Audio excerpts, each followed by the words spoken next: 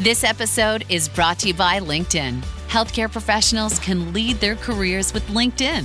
Discover jobs by specialty, preferred shifts, and even desired salary. From mental health therapists to radiology technicians, it's now faster and easier for healthcare professionals to find the right fit. Learn more at linkedin.com/healthcare. Side effects may include faster job placement, improved work-life balance, and increased career satisfaction.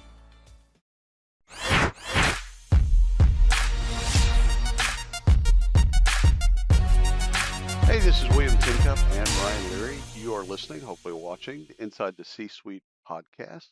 We have Shawn Nelson on from Lovesac. You're probably familiar with Lovesac.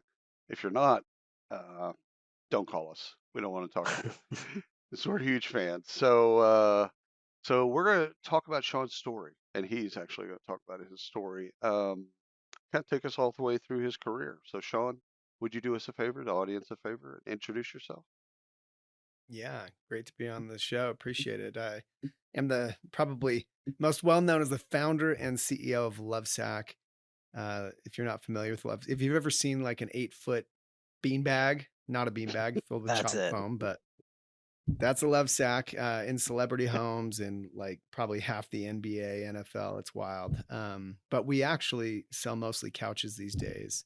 We have 300 Lovesac showrooms around the country and like the best malls and locations all over the place. Little showrooms that sell just a few really cool things, especially these couches that could be with you the rest of your life. You can add to them, grow them, change them. You might have seen the ads on TV for like a kid-proof, life-proof couch. And so, this is a company that started in my parents' basement. Let's see, 26 years ago now. Wow. And it's just been a crazy ride. Where did this idea come from? So 26 years ago, you're in your parents' basement and you're just like, this couch is awful. Well, first of all, because in Texas, we don't have basements. So I automatically think that you're above the Mason-Dixon line. So whereabouts was this basement for my edification? Yeah, so Salt Lake City, Utah, 1995. Okay. I'm 18 years old. I'm 10 days out of high school. Just bored, summer day, watching The Price is Right, eating a bowl of Captain Crunch. And I had this dumb idea. Like, how funny would that be to make a beanbag like this big, like me to the TV, the whole floor? And I got off the couch, drove down to Joann's Fabrics and bought some vinyl that was on sale, brought it home, cut it out like a baseball, 2 figure eights, began sewing it up with my 7th grade home ec skills. And it was my friend's mom who finished sewing it up, put a zipper in it. And then it took me 3 weeks to find enough stuff to put inside this thing. And it was, I couldn't have possibly found enough beanbag beads. So I found like my parents' camping mattresses, like a yellow piece of foam with a bungee cord around it. Chopped those up on a paper cutter, and that was the first sack. And everywhere we took it, everybody wants one. So unbeknownst to me at the time, this is my market research. This is my prototype. Yeah. But I was just being an impulsive person, as I am, and it served me well. My goodness. So was there any pressure to go to college? Yeah. So I started college that fall at the University of Utah. Yeah. I began as a music major. I had taken piano and sang my whole life, and it was, kind of heading down like the piano man route and big into music and jazz and live music.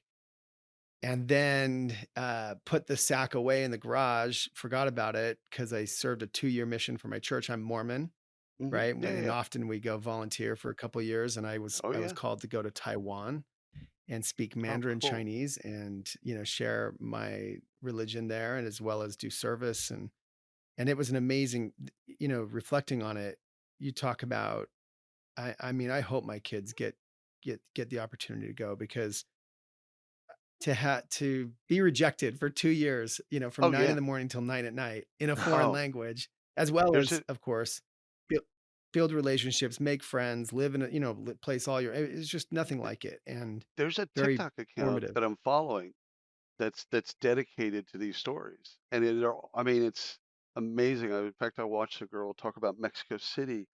The way that they do it, or the way she's talking about the experience, super positive. They drop you in with a group of people. You've got a Mm. territory. You're not really Yeah. talking to your parents. This isn't I'm at summer camp. No, you're there to do a bit Yeah. and to spread the word. And that 2-year thing, you get bonded with the other people that you're there with, Yeah. and you learn a lot about yourself. That's what she was saying. She goes, "Listen, if I wouldn't have done it, I wouldn't have known half of what I'm capable of." Yeah. And so, like her bit, they're all positive, and it's just really cool because I'm like, you know what? People don't know that part of the Mormon Church. They don't understand. They just don't know it. 'Cause, Yeah. it's just one of those things. But I like the stories because the way she was talking about is we would go out every day, and every day we would go and rejection. Not all rejection, Yeah. but a lot of rejection. And it set her up. It set her up for success because, like, I'm never going to be rejected that much in that much dense of a time period. Like, I can handle what? Oh, you said no to me? Oh, okay. Yeah. Yeah.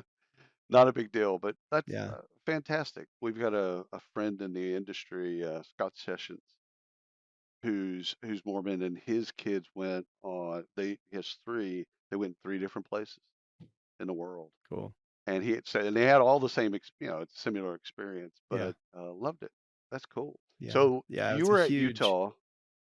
Yeah, go ahead. No, sorry. it was a huge opportunity. And I don't think at the time I could have possibly appreciated all of the parallels to leadership, because you do have to step up and take leadership roles.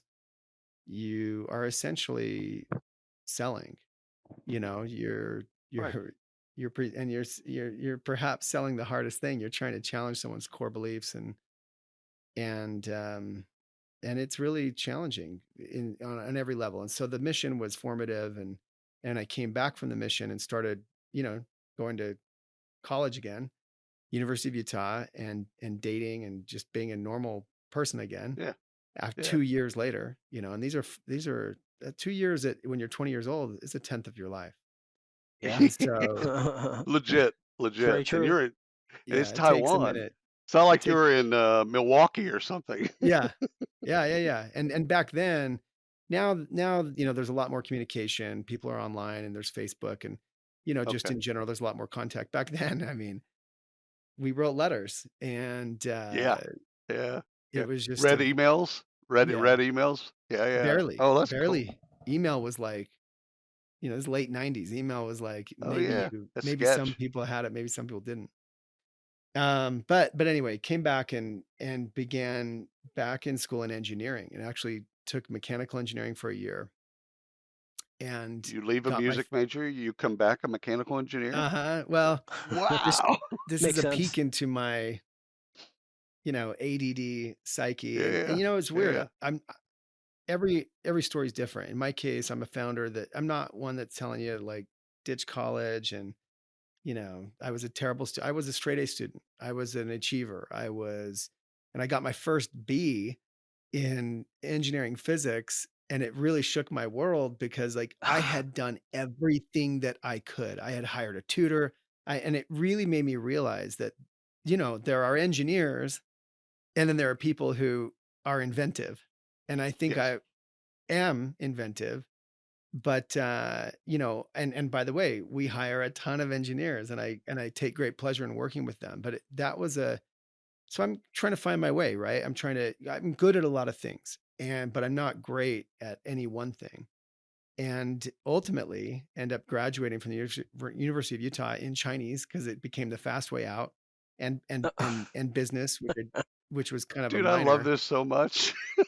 I think he Well, he for me, just I'd kind of learned skipped like, "Yeah, I just graduated with Chinese." well, I had Mandarin. learned Chinese, right, on my mission. I Yeah. was Yeah, fluent. Yeah. sure. And so You had I to. could Yeah. graduate ultimately in a couple years, and Lovesac was my side hustle all through that, because I had pulled the sack back out to go to the drive-in movie one day with my friends. I was like, "Oh, I have this thing." And once again, everywhere we take it, everyone's like, "Oh my gosh, where'd you get that thing? It fills the bed of a truck. I want one."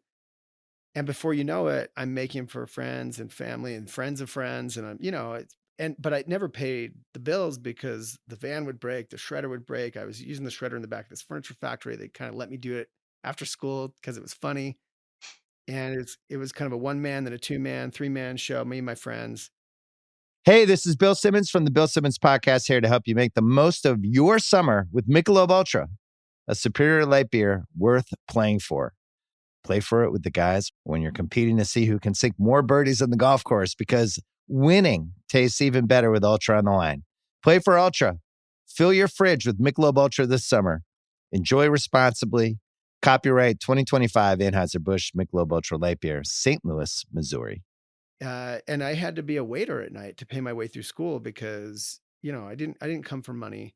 Lovesac just sucked all my money. And I learned a lot of these lessons very early. And it was, in hindsight, of course, a huge blessing to learn so many lessons so young and get a start. And by the time I graduated, it was kind of like either take a job. I had a ton of jobs waiting for me. I was doing interviews. I was flying around. Meanwhile, we had gone to a trade show as a last-ditch effort for Lovesac and had one of the biggest retailers in the United States trying to order 12,000 little sacks from us based on this trade show. And I had to decide, am I going to try and do this order? This is when you say, yes, we can have that done, and we can have that to you in September. It's like, that's right. That's exactly what it was. Exactly like that. And they had no idea it was me and a buddy and a wood chipper shredder thing. And I had actually turned him down in the beginning. I told my friend, I'm like, man, I have this job waiting for me in China. It's like my dream job. I get to travel all over Asia. I get to speak Chinese. I get to work with Fortune 500 companies. I'd already done like an internship there. It's a whole other story somewhere in the middle. And, or I could, try to build a factory, as it turns out, using farm equipment with an agricultural loan from the US government to afford a hay buster. This is a hay grinder, because we couldn't afford like a German shredding machine, right? So we got like a 1970s hay grinder powered by a tractor. We put the tractor outside the factory. I chose, path two. I chose Lovesac in the end. And we built this factory on credit cards and agricultural loans from the US government and farm equipment. And me and my 20 best temp laborer friends completed a 12,000 sack order in the next 4 months on fumes and broke even. Didn't even make any money because 9/11 happened. There's your timestamp. The price of foam went up. The price of our shipping went up.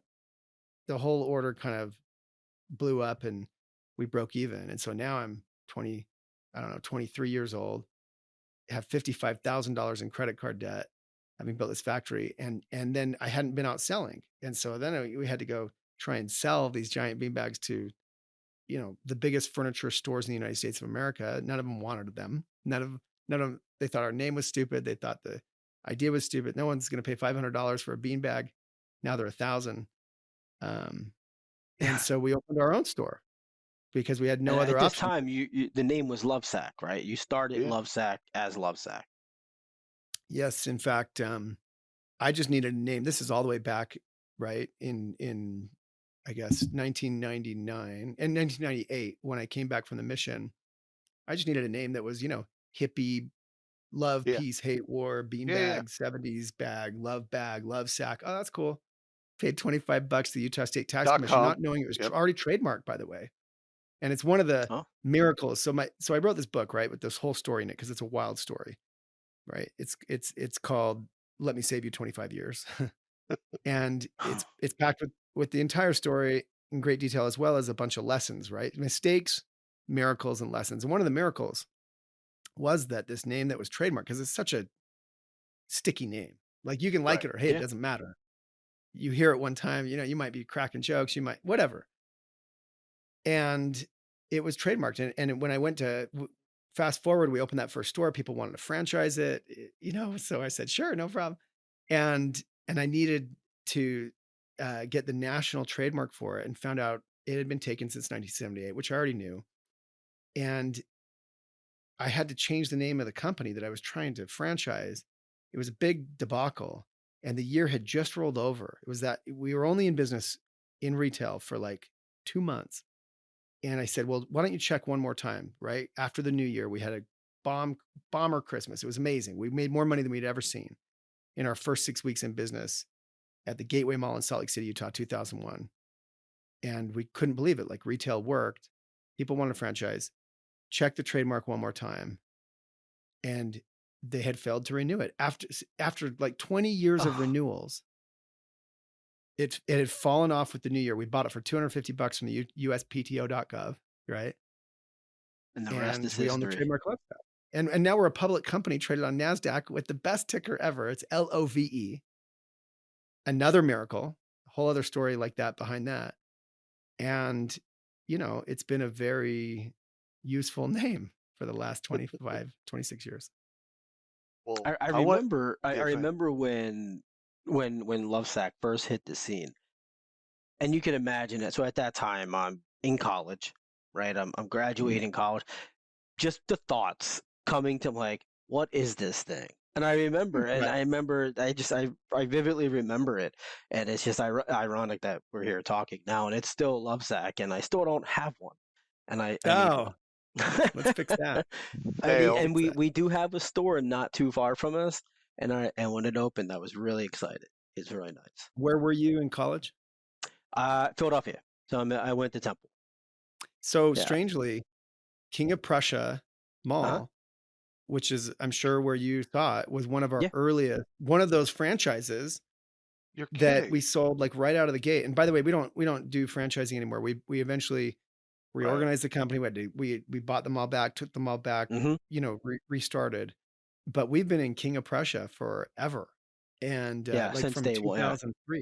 one. Yeah. Oh my God. Yeah, King of Prussia is one of those places, William, that I don't like to go. It is way too big. And the moment I get into the parking lot, I sweat.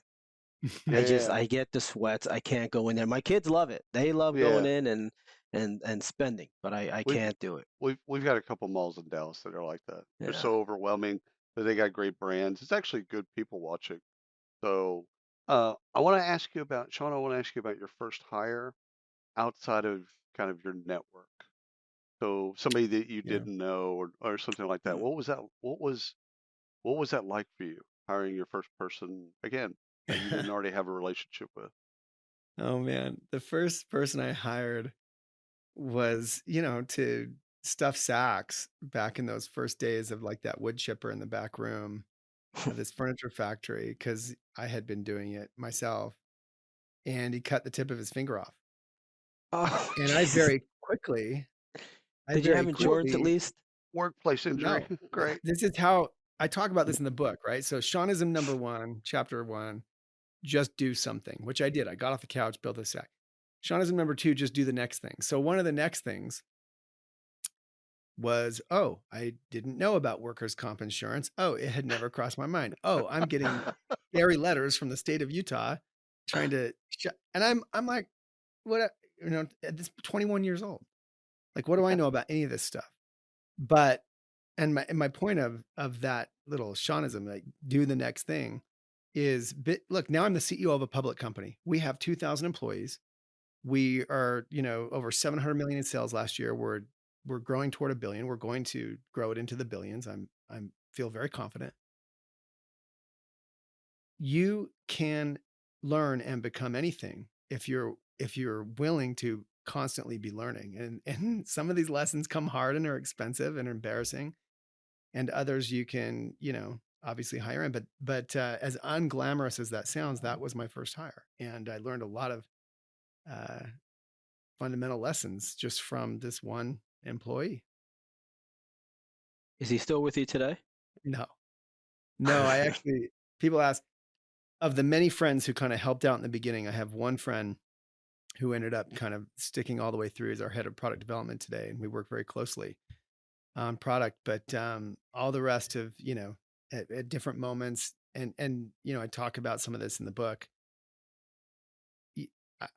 I don't hire your friends. Like I had to. Yeah. And often we have to. I mean, we have no one else to support us. At the same time, though, my first Shawnism for season 2 of my podcast, which is also called Let Me Save You 25 Years, I unpack actually with Gary V. And he and I talk about this, next Shawnism, which is business is a contact sport. This is not table tennis. And ultimately in football, or pick your contact sport, people get hurt. And you can't skate through without bumps and bruises and relationships and everything else. And that, I've learned all of those kinds of lessons. So, okay, so the retailers that said no to you, we don't need names or anything. I don't want to make somebody mad or anything, that type of stuff. But how rewarding was it for you to get a yes from them years later? Because you got rejected because So, you're like, no one's going to buy a $500 beanbag. Ah! Okay, yeah, great. Thanks. it's such a funny situation. So Lovesac, fast forward to today, Right. we are in the top 20 of furniture retailers. I remember when we cracked 100, the list of 100, it was like a miracle. It was crazy to think like this Right. little beanbag company, right? And that means, there are a lot of names that you would think are much bigger than us that we've flown by. And by the way, we don't sell furniture. We Right. sell like two things. We sell sacks and Sactionals and a bunch of stuff that goes with them. Right. We don't sell trash cans for your bathroom. We don't sell dining sets. And so it's amazing that this little company has grown like it has. And I think it's because, look, we have great products, we have great culture, all these things. But every one of those companies that, were bigger than me and the few that still are all rejected us. Like we knocked on all the doors. And we were kind of retail for us, opening our own stores was like a last ditch effort. But therein lies the brilliance, right? In the sense that it had never even occurred to us to do it that way, to be honest, but we were kind of forced into that. And this is, look, we were bootstrapping before that word was ever, I think, used. We were raising money in the earliest days of venture capital. We didn't know that, right? And this was a very different time. There were no podcasts like this. There was zero resource for someone like me. Now, how many, entrepreneurial business podcasts are out there? And yours is fantastic, one of the top, but we had none of this resource. And yeah, it's become, I think, super satisfying. At the same time, I take no like perverse pride in it. We were just trying to survive. And I don't blame them. Like we were just a bunch of kids. I remember we drove through the night to present to one of the early retailers we were trying to get in. And we had just invented shrinking sacks down, because we can shrink a Lovesac down to 1/8 its original size. It's how we ship them. It's the reason Lovesac's been successful. We do the same thing with our couches, actually, the way that we pack and ship. And we just invented this, and we arrived, and early meeting, this guy's, he's snobby. He's like, I buy $1 million of furniture a day. And, he's a buyer. This big. Then you can afford this $500 one. Yeah. Well, that's how buyers talk, though. Yeah. And next thing you know, he's on his hands and knees trying to unpack this thing because it had been freezing in the back of the truck. We hadn't thought ahead. They didn't recover. It was like a shrunken raisin on the ground. We had to cut the duffel off. The whole presentation was it was like a joke. It was like, if I could have recorded it, it would have looked like something from, impractical. Hello, Nigel here. As an owl, I love to be awake all night, but allergy sufferers like you probably don't feel the same. So take Zysol at night to relieve allergies while you sleep. Then wake up fully refreshed for a more productive day. Zysol works fast and offers 24-hour continuous relief from sneezing, runny nose, itchy watery eyes, and itchy nose and throat, so you can enjoy doing the things you love all day long. Be Wisol. Take Zysol at night. Use as directed. Starts working in 45 minutes. Vitamin Water Zero Sugar has great taste, zero BS, and obviously zero sugar. For those with zero room in their calendar, zero patience for slow walkers, those who get 0 hours of sleep on a Saturday night, have zero filter, zero given, and zero interest in grabbing a plain, boring water. Grab a delicious Vitamin Water Zero Sugar today. Jokers or something. And so I don't blame them. Right. But I'm grateful. I'm grateful that, the path led us this way. Yeah.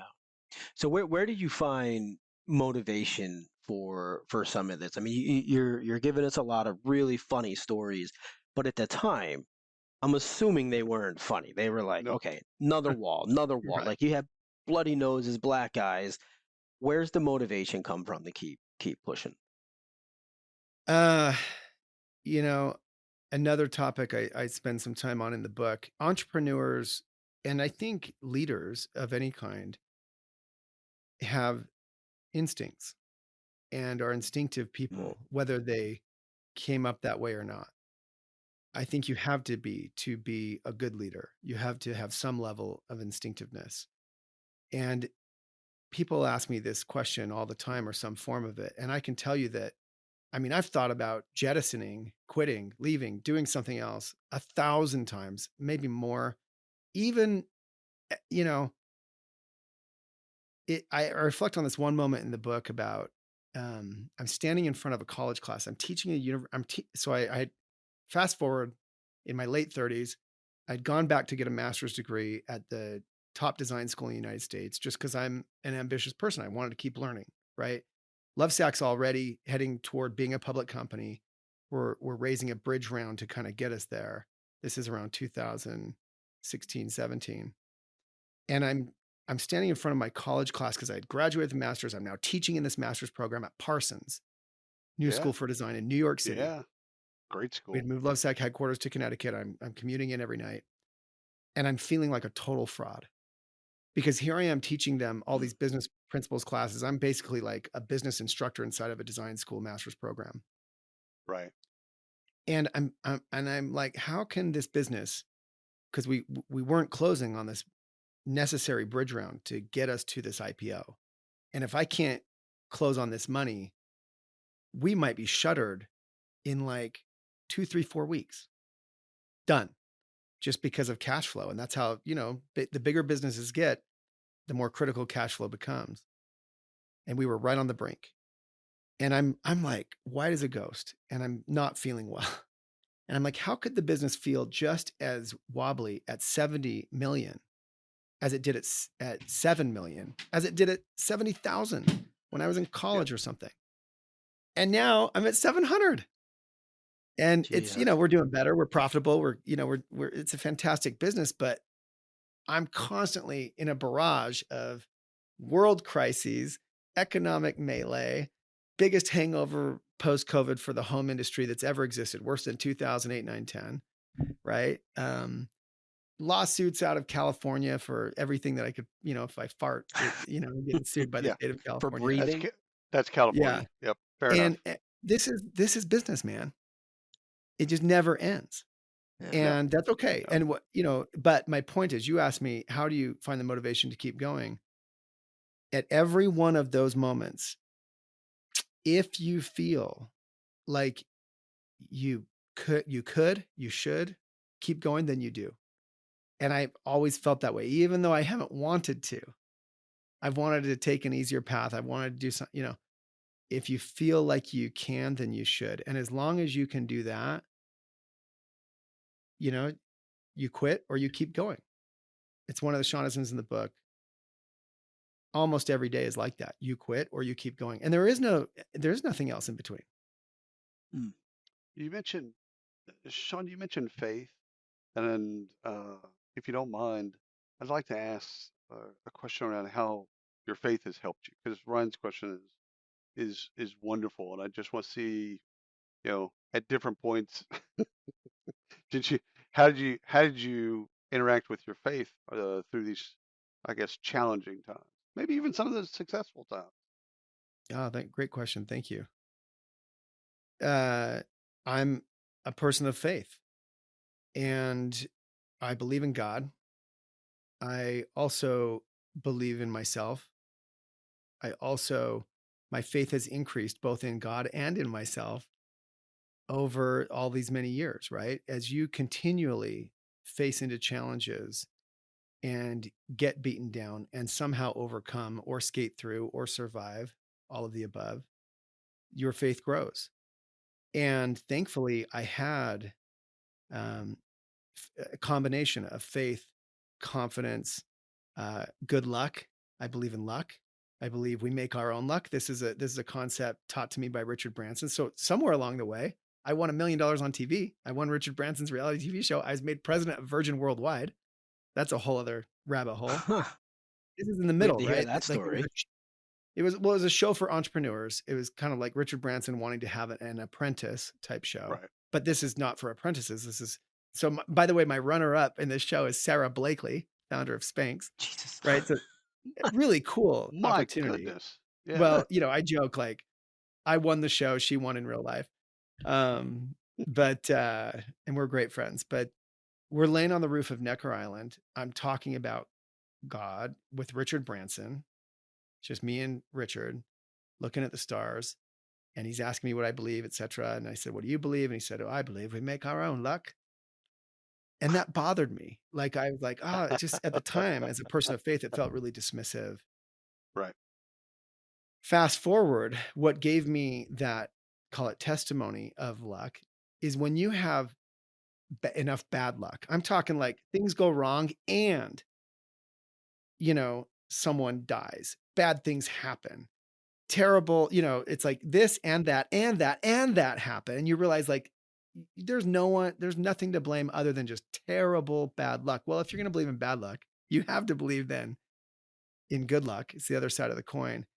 And I do believe we make our own luck by persevering, by powering through, by educating ourselves, by being an insatiable learner, by networking, by bumping into people, by doing all of the things that you've covered on this podcast 1,000 times. And then somehow the trademark becomes available. And then somehow the ticker LOVE becomes available. And then somehow, we survive another round. And that's how we make our own luck. And if you're unwilling to do that, if you're unwilling to go to the mat, maintain even a shred of faith, a belief that somehow, some way, in a way, like it looks like the end, but it's just like it did when I was standing in front of that college class. And here I am. And as long as you have, a little bit of enough energy, soul, faith, gumption to just survive it, somehow it's going to work out. It's amazing. And you could call it The Secret. You could, we could talk about manifestation. One of my favorite books is Psycho-Cybernetics. I believe in this stuff. I believe in the mind. I believe everything was created in word. And I'm talking now fundamentally about the earth, if you want to go there.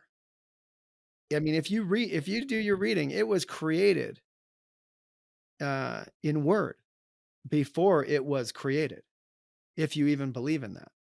Right. So these are the things that I believe. And thankfully, I feel really grateful to be a person of faith. I feel really grateful for my beliefs. I don't know how someone can live in this crazy world with everything happening without faith, but that's my point of view. Yeah, Shawn, I've got a question around mentorship. We talk about this a lot, and a lot of people have different views on what a good mentor is, or how to build a network, how to seek out a mentor, all of that stuff. I want to get your take on this because you've been up and down. You've started at the age of college, right, 2023, and built it all the way up. How have you built your inner circle, your mentorship, your network? How do you build that circle there? What do you look for? Yeah, great question. Is you have to have a lot of drive, self-confidence, some would say ego. At the same time, if you want to be successful over the long term, you have to be teachable and humble. How do you reconcile that? Right? That's my belief. Like you can get really far on drive and self-confidence, ego, all of it. But ultimately you will also create a lot of problems. And one of my personal challenges is I think I was too cocky and too foundery to really seek out true mentors, to really be teachable in most ways. And therefore I made books my mentor because I could kind of do that on my own. I think if I'm being really honest and vulnerable, that's what I believe. I didn't, and I wish that I was wired differently. I wish that I was, smart enough and And I do a little bit of this now. I've become, more humble, but at the same time, I think my fundamental wiring is not one to kind of air my dirty laundry, share my problems, find people that give me good advice when I should. I do a little bit and I push myself, but that's a weakness of mine. Thankfully, books have been a great mentor to me. People that I hire now, that I let them really lead and really own it. Like that's one of the, again, lessons in the book, right? Hire better than you and let them own it. I hired better than me, even when I was very young. But if I'm honest, in those early years, I didn't really let them own it. I feel like I had to be in on every decision. I had to put my stamp on things. I was very foundery. And as I've gotten older and I hope a little wiser, I now push myself to make as few decisions as possible. I now push myself to stay as far out of things as possible. Now, don't misunderstand me. I'll work on the front lines of my showrooms. I will stay in touch with the customer. I am not too good to fluff a sack. I don't want anyone to know who I am. I will work that way. But I will, when it comes to being in the business or on the business, now I'm a CEO of a public company. I try and focus my energies on the business, not in the business. And I let my fantastic executive team, who, by the way, went to not just the best schools, but the best corporations to learn their craft. I was raised by wolves. I never was taught how to be an executive. And I say this to them. I'm like a Tarzan, man. I know nothing about civilized business culture. I get to be CEO still because I've done, I think, a good job navigating my own career.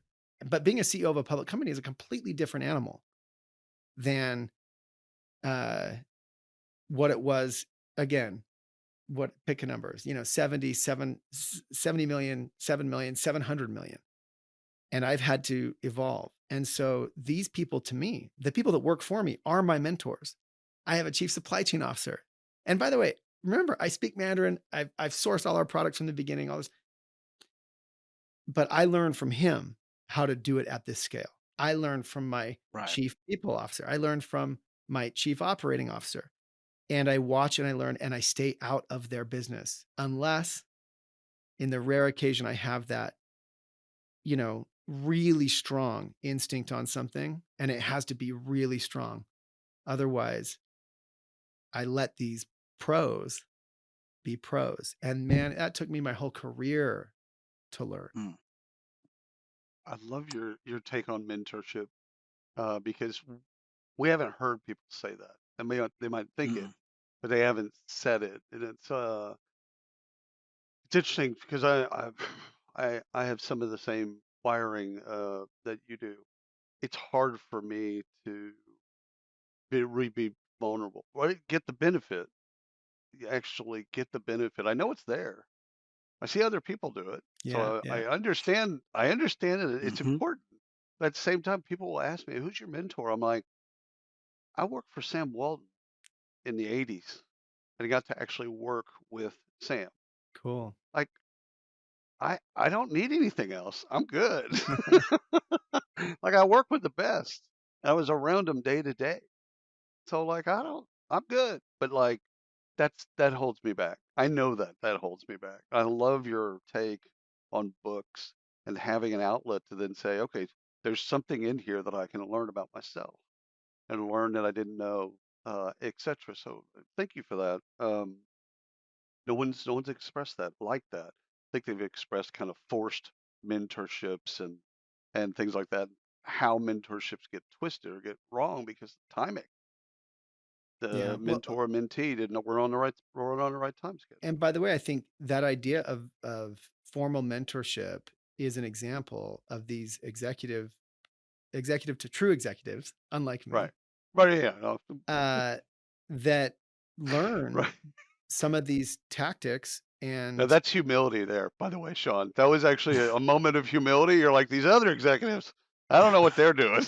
Well, listen, but they learn things like mentorship programs, and we have people in our own organization that are spinning those up, and it'll be great. But this is an example of what I'm expressing. When I say I was raised by wolves, I don't know any of that. And I can read about it in a book, but anyway, so, and by the way, I don't bristle to it. I think it's of tremendous value. At the same Right. time, to your Right. point, it comes back to execution. So will the people in my organization execute a mentorship program well and not have it be twisted or mistimed or misaligned? I Right. sure hope so.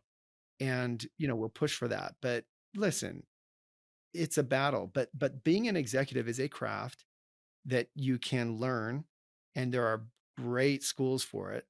And I can't believe what I see, what these people are capable of in terms of building process, in terms of management, in terms of, and you can say, well, like I'm an entrepreneur, to like blow all that up.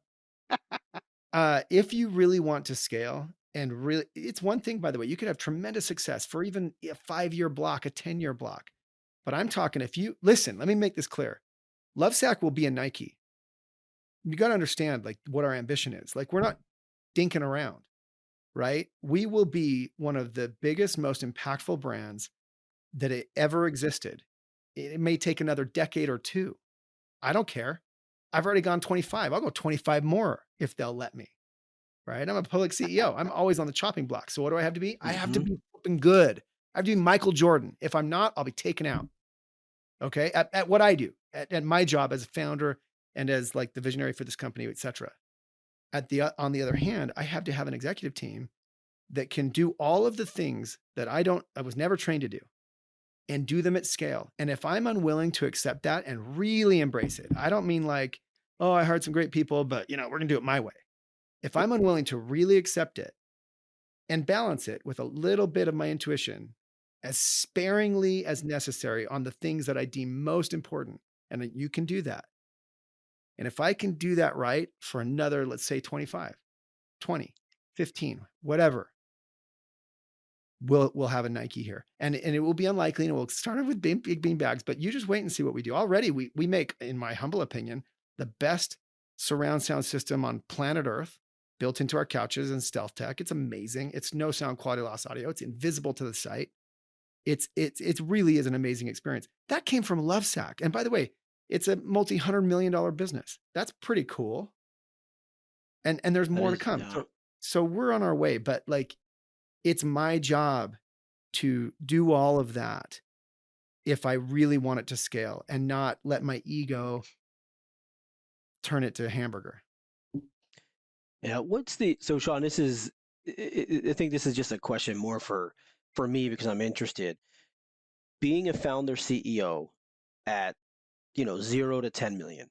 And then obviously you scaled from there, but in that zero, that first $1 million, $2 million range versus as you started to scale into now as a publicly traded CEO. What's the big difference there? Is there a big difference in your mentality, how you bring yourself to work, or is it just you're still you and you're just doing it at a different scale? It's a completely different job. Like the job is different. Like Yeah. I have to spend time interfacing with investors. That's totally new. I mean, I always had, not always, but somewhere along the line, we raised venture capital, we raised private equity. I've always, along the way learned to deal with a board, but a private board is just a completely different animal than a public board. A public company and the nuance that goes into managing the optics as well as managing the company, completely different animal. I've had to, I basically, when we came public in 2018, I've had to learn how to do that on the job. And I've been a careful student. I've both read books, but I've also just, I ask questions. In every elevator ride and every car ride and every black SUV, as we're doing the road show, I am constantly pumping everyone from the driver to, the Wrangler on the road show to obviously the bankers to the investors. They're grilling me on questions on the company, your EBITDA, your growth path, blah, blah, blah, future innovation. And I flip the meetings to them and I start asking them about what they want to see. And so I'm a student. I'm a constant student. It's one of our, what we call table stakes values at Lovesac, being an insatiable learner. And that's a table stakes value for my whole executive team, for everyone in the company, ideally. And so I may not have a lot of overt mentors. I have people that I think of as mentors, like Richard Branson, et cetera. But I am a sponge. And thankfully, it's just a completely different job. And I've had to learn my job as CEO I would say it goes with these financing rounds for me. If I were to divide it into chunks, like being VC led, okay, being a bootstrap is one thing, through Right. angels and that Mhm. sort of wiry phase, VC, private equity, as we're, let's say from 10 to about 100 million. And then now we're a public company, which we came public pretty early at 100 million in sales. But every one of those chunks, I had to operate differently. And I tried to put a lot of that in the book and make it clear. At the same time, I've also hung on to some tactics to keep myself grounded, like working the showrooms. Like I DM with customers every day. Like customers will hit me up about, my cover's doing this or like whatever.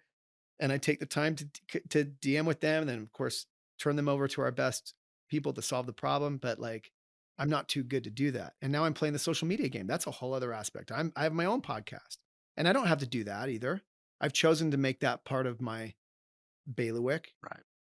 For, I think, the right reasons. We'll see, like if as history plays out. But I just think I'm not doing it because I want fame.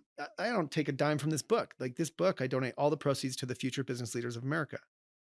I just am doing it because I believe, one, it's the right thing. Two, it's my instinct. Three, this is where the puck is going. And I can put my head in the sand and be like, oh, it's too hard. And it's hard to build. It's hard to do, post another video and be a CEO of a public company. But if I really want to build a Nike in this day and age, Nike didn't have to do this. Right. It was the 80s and 90s when they were coming up. But I believe I actually need to do this if I really have that ambition. Now I could be wrong. It might be time ill spent, but that's my I judgment. think you're right. I think you're absolutely right. I think Phil Knight would have done this back in the day if it was there. He would have done this. And I think the most innovative people would have jumped on it, done it as well. Shawn, we could talk to you forever. And it turns out you have a job and responsibilities and stuff Maybe. like that. So thank you so much for coming on the podcast. This has been absolutely wonderful. There's so many things that people can learn from this podcast, but also from your book. So just thank you. Thanks for having me. It's a lot of fun. Absolutely. Thanks to the audience. See you next time.